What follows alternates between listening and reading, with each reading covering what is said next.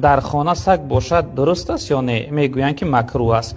البته برای بعضی انسان ها درست است سگ گرفتن، اما مکروه معنی نیست. انسان هایی که مالدار هستند، ده مرده هستند، یا اینکه در خانه هاشو گاو و گوسفند زیاد دارند، برای یعنی حمایه و نگهبانی، برای پاسبانی اون حیوان هاشو در خانه شو از اون یعنی سگ های کلانه که یعنی انسان های دزدم یا اینکه درنده ها، گرگ و دیگر چیزها هم از اونها خیف میبرن که به این مال شخصیت نزدیکی کنن، از چنین سگ ها گرفته به شرطی که در حولی و در درون یعنی دالان خانش نباشه، در بیرونش باشه، براشون اجازه است. اما برای انسان های عادی که بیکار بعضی انسان ها سگ میگیرن، البته در این صورت معنی نادرست است.